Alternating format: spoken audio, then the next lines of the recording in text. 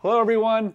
This week I really should be doing some sanding and body work to get this car closer to paint, but I just can't stop welding. Ugh, what's wrong with me?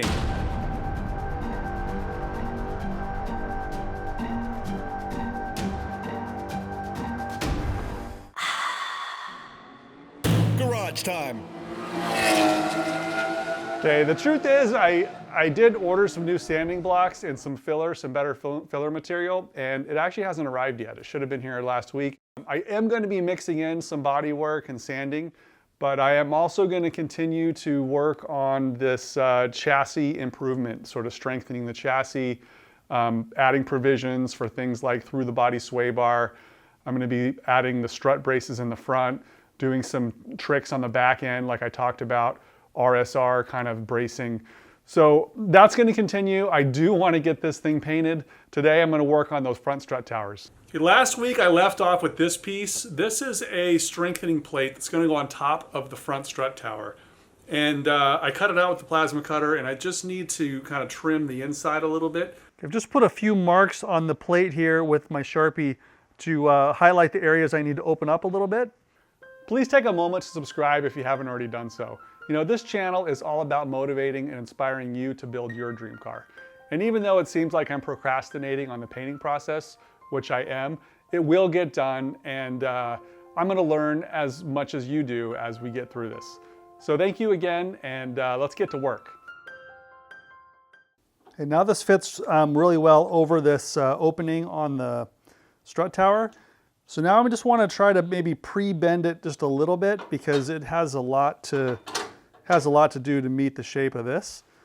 I mentioned last week I would, get it as close as possible and then, weld in the areas that are fitting tight and then just hammer as we go. So having the heat and the shape of the car to help form it might be the best way to go. But I'm going to try to pre-bend it here on my bench just real quick.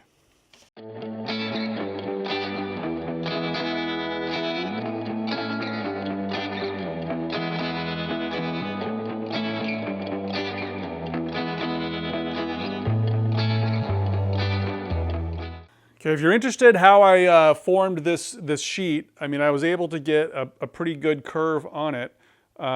It's heavy gauge material, so it's hard to form. It takes a lot of force.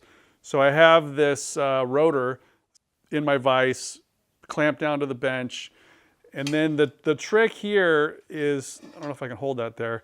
The trick here is to use a heavy counterweight on one side and then form it around using a hammer on the free side.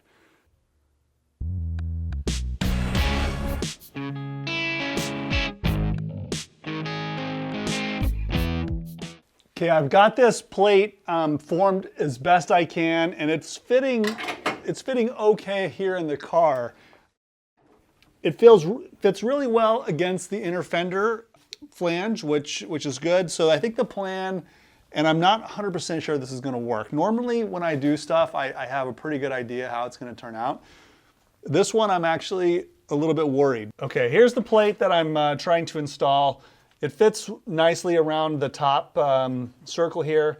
And then back here in the back where it goes into this fender flange, it's fitting really, really nice. So I have it formed well along here and all the way here. So that's about, let's call it 40% good fit.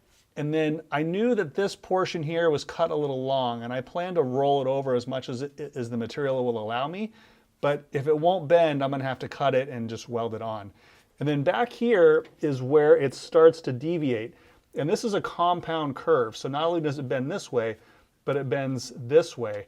And I'm gonna have to close up this gap. I can almost stick my finger in there. Once this is welded in the back, it should form down and conform to the car. But that's the part I'm worried about. I don't know how easy it's gonna be able to form it down. I may have to put either weight on the strut or use a dolly on the backside. So let's see what happens. Plan B is whatever I weld, I'll have to unweld. I'll have to cut it out. So I'm not gonna do continuous welds here. I'm only gonna do enough so that it'll have support to bend the plate. I am thinking ahead. If I have to cut it out, I don't wanna weld it solid. So let's see how it goes.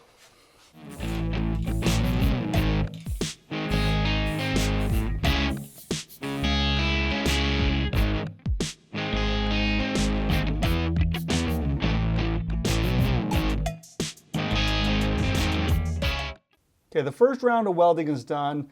I got a pretty solid weld here, really solid back here, little tack weld here, another pretty solid tack right here, and a few here on this inner circle. So that's enough to support it while I sort of hammer this side back down. So you can see it's a little springy. I don't have anything to hit it with, but it's definitely springy. It's got some space underneath there. But like I said before, I don't want to just crush everything by hammering it down. So I am going to do some work on the underside. In fact, I think what I'm going to do is I am going to open up the 3 holes that need to be there anyways for the strut bolts. I'm going to clamp in a camber strut plate and lock it down so it has some structure to it, and then I'm going to hammer the rest of this way down. It seems like it's going to be okay. I got it fitting tight up here in the back, so let's just do that.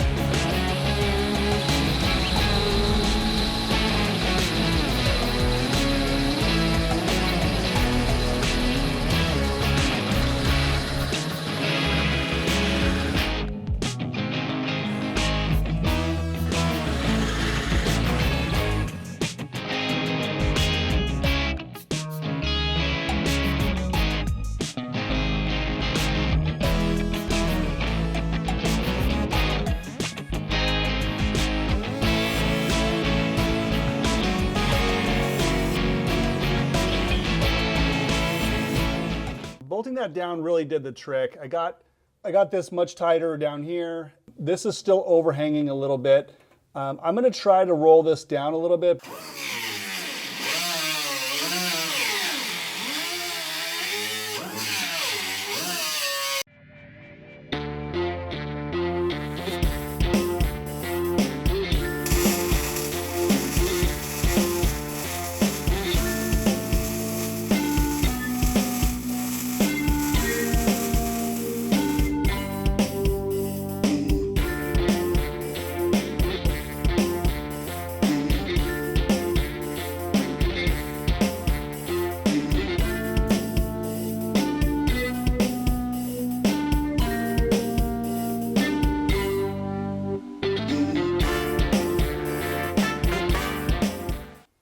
Okay, I was lucky to get this to fit down flush all the way around.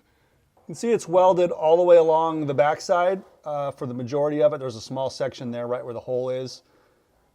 Comes around, fully welded down, blending in with this factory seam right here.